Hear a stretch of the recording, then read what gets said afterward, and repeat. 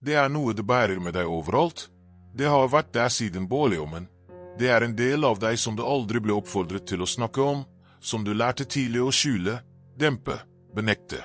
Kanskje det sinnet ditt, det intense, brennende sinnet du fikk beskjed om var uakseptabelt.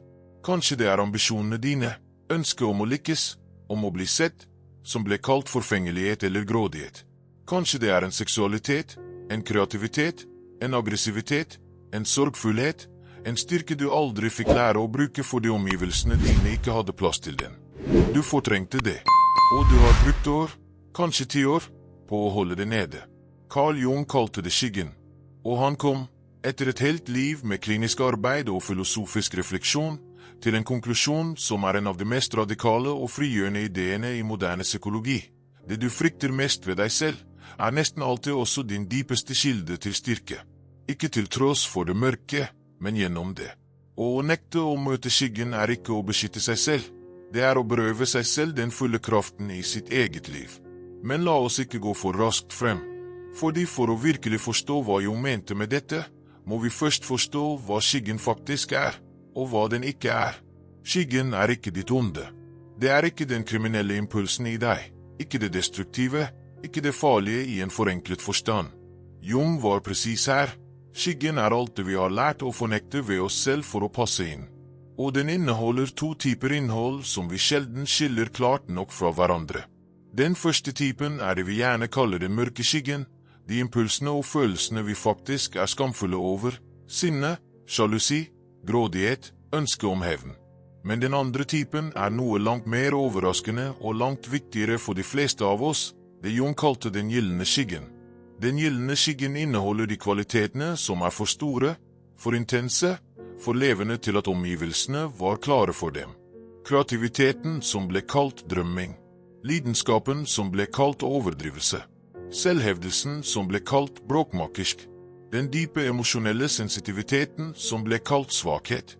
Intelligensen som ble kalt innbilskhet. Disse kvalitetene ble ikke borte. De ble presset ned i skyggen, der de venter.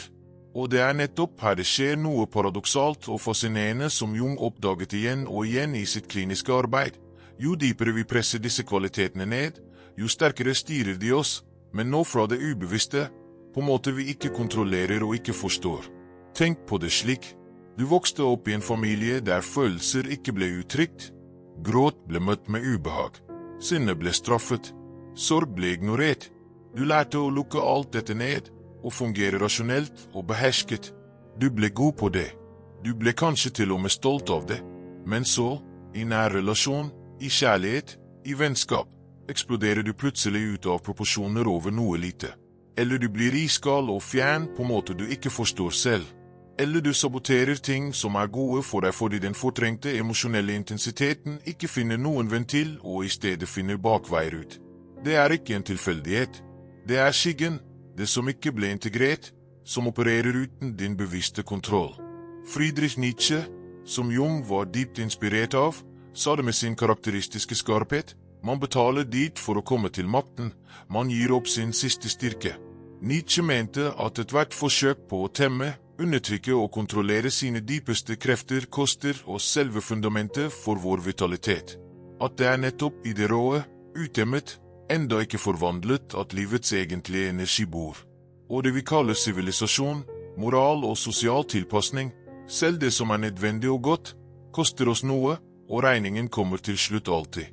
Men her det avgjørende spørsmålet, og dette noe Pukas Pesos virkelig tar stilling til. Hva alternativet? Skulle vi bare slippe alt løs, leve uten grenser, handle på enhver impuls fra skyggen? Absolutt ikke. Det ikke det Jung lærte. Det faktisk det svake menneskets vei, det å la det ubearbeidede styre uten refleksjon. Det Jung foreskrev var noe langt mer krevende og langt mer verdifullt: integrasjon. Integrasjon betyr ikke å bli dine skyggesider. Det betyr å se dem, anerkjenne dem, forstå dem, og deretter finne den modne, konstruktive kanalen for den energien som bor i dem. Det intense sinnet ditt, om du anerkjenner det i stedet for å benekte det, kan bli til en brennende rettferdighetssans, en evne til å sette grenser, en kraft til å kjempe for det du tror på. Den dype sorgen du alltid har skjult, kan bli til en empatisk dybde som gjør deg til en av de menneskene andre faktisk søker når de har det vanskelig. Ambisjonene som ble kalt grådighet kan bli til en livsbejaende drivkraft som skaper noe genuint verdifullt i veien. Og her er det Jung observerte noe surprendente om dette. Mennesker som har gjort dette arbeidet, som har møtt og integrert sin skygge, har en spesifikk kvalitet som er nesten umulig å forfalske. En tyngde, en tilstedeværelse, en autentisitet som andre instinktivt merker og respekterer, uten alltid å vite hvorfor. Det er fordi de bærer seg selv fullt ut. De er ikke delt, en akseptert del på utsiden, en benektet del under. De er hele. Og helhet har en tyngde som delt aldri kan matche. Tenk nå på noen du kjenner, kanskje en person du ser opp til, som du finner sterk og autentisk. Jeg er villig til å vedde at denne personen har noe ved seg som virker litt kantete, litt for direkte, litt uten den polerte overflatens behag. De sier ting andre kvier seg for å si. De er komfortable med ubehag på en måte som virker nesten umulig. De lar seg ikke lett affisere av andres behov for at de skal være annerledes. Det er ikke tilfeldighet. Det er sannsynligvis et menneske som har møtt sine egne skyggesider og ikke lenger er redd for dem. Og den friheten fra frykt for seg selv, gir dem en ro og en styrke som intet annet kan gi. Schopenhauer, som hadde sett menneskenaturen med et blikk nesten smertefull i sin ærlighet, skrev at den største hindringen for glede ikke er smerte, men kjedsomhet, tomheten som oppstår når vi ikke har kontakt med noe genuint i oss selv. Og dette er nettopp hva fortrenging av skyggen skaper over tid.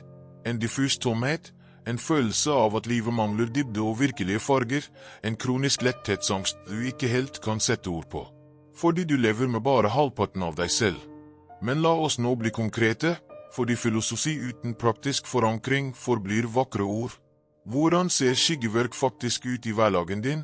I det moderne norske livet, mellom kravene til jobb, familie og sosiale forventninger. Det starter med å lære å gjenkjenne skyggens stemme. Og den stemmen er ikke alltid mørk og skummel. Noen ganger høres den slik ut. En irritasjon du ikke kan forklare overfor noen som gjør noe du forteller deg selv at du ikke bryr deg om. Denne irritasjonen er nesten alltid en projeksjon. Du ser noe i dem som er i deg, men som du ikke tillater deg selv. Eller en intens tiltrekning til en kvalitet hos noen andre, en beundring som nesten gjør vondt. Det er den gjeldende skyggen som lengter etter å bli integrert. Neste gang du kjenner den intense tiltrekningen eller den uforklarlige irritasjonen, still deg selv spørsmålet, hva er det ved denne personen som speiler noe i meg? Den neste praksisen er det Jung kalte aktiv imaginasjon, det å sette seg ned i stillhet, ikke for å meditere i vanlig forstand, men for å ha en indre samtale med de delene av deg selv du har fortrengt. Dette høres kanskje merkelig ut i en norsk kulturell kontekst der pragmatisme og rasjonalitet verdsettes høyt. Men dette er faktisk en av de mest vitenskapelig dokumentert effektive tilnærmingene til psykologisk integrasjon. Det handler ikke om mystikisme, det handler om å gi de undertrykte delene av deg en stemme, i stedet for å la dem handle ut uten din bevisste deltakelse. Prøv dette som et eksperiment. Finn 5 til 10 minutter der du er alene og uforstyrret. Tenk på en situasjon der du reagerte sterkere enn du forventet på deg selv. En eksplosjon av sinne, en plutselig sorgfullhet, en intens angst. Ikke forsøk å analysere det bort. I stedet, ta deg tid til å sitte med selve følelsen. La den ha sin fulle tilstedeværelse uten at du dommer den eller forsøker å forandre den. Og spør deg stille, hva vil du meg? Hva forsøker du å fortelle meg? Du vil bli overrasket, ikke nødvendigvis med en dramatisk åpenbaring, men med en gradvis, stille erkjennelse av noe du allerede visste, men ikke tillot deg å vite. Marcus Aurelius, som levde et liv under ekstreme ytre krav og indre press, hadde en praksis som er bemerkelsesverdig lik det Jung mye senere ville kalle skyggearbeid. Han skrev daglig til seg selv om sine egne imperfeksjoner og mørke tendenser, ikke for å straffe seg selv, men for å se dem klart, anerkjenne dem og deretter velge bevisst. Han forstod at det du benekter i deg selv, eier deg, og at det du anerkjenner, selv om det er vondt, kan styres og forvandles. Det er her mange gjør det som kanskje er den mest kostbare feilen i dette arbeidet. De tror at skyggearbeid handler om å grave opp og konfrontere alt som er vanskelig på en gang, som en slags dramatisk psykologisk renselse. Det er ikke slik det fungerer. og det er faktisk ikke trygt eller klokt å nærme seg dype psykologiske lag uten støtte fra en kompetent terapeut hvis innholdet er alvorlig. Det virkelige skyggearbeidet i hverdagen er langt mer stille og gradvis. Det er et daglig valg om å møte deg selv med litt mer ærlighet i dagen i går. En liten anerkjennelse av mer, en liten fortrenging av mindre. Og over tid, over måneder og år av dette stille, konsistente arbeidet, skjer det noe som ikke kan beskrives som annet enn transformasjon. Ikke den dramatiske, øyeblikkelige transformasjonen av selvhjelpskultur, men den dype, strukturelle forandringen av et menneske som gradvis blir hel. Det sinnet du alltid var redd for å vise, finner sin rette plass som grensesetting og rettferdighetssans. Den sorgen du alltid skjulte, åpner deg for en dybde av forbindelse med andre mennesker som du aldri trodde var mulig. Den ambisjonen du alltid skammet deg over, drives mot noe genuint meningsfullt fremfor evig selvbevis. Jung sa mot slutten av sitt liv noe som oppsummerer alt dette med en enkelhet som treffer hardt. Jeg er ikke det som skjedde med meg. Jeg er det jeg velger å bli. Og det valget, det konstante, daglige valget om å se seg selv hele, og møte det fryktede og integrere det fremfor å fornekte det, er det mest modige og det mest fundamentalt menneskelige valget du kan ta. Du bærer noe i skyggen som venter på deg. Ikke for å ødelegge deg, men for å fullstendiggjøre deg. Det er ikke farlig å møte det med et åpent sinn og en stille, nysgjerrig holdning. Det er faktisk det eneste som kan gi deg den dybden, autentisiteten og styrken du alltid har lengtet etter, men aldri helt visste hvor du skulle lete etter. Kanskje det er akkurat der inne. Hvis dette ga deg noe å tenke på, en gjenkjennelse, en uro, en ny nysgjerrighet på deg selv, trykk på kortet oppe til høyre og se neste video. Vi fortsetter å utforske Jung, Nietzsche, Schopenhauer og de andre store tenkerne som faktisk forklarer det livet byr på. Og hvis du ennå ikke har abonnert på sitater og aforismer, gjør det nå. Her lager vi psykologi og filosofi for de som er klare for mer enn overflaten. Del gjerne i kommentarene. Hva er din skygge? Hva har du lært å skjule som kanskje er din største styrke? Vi ses i neste video.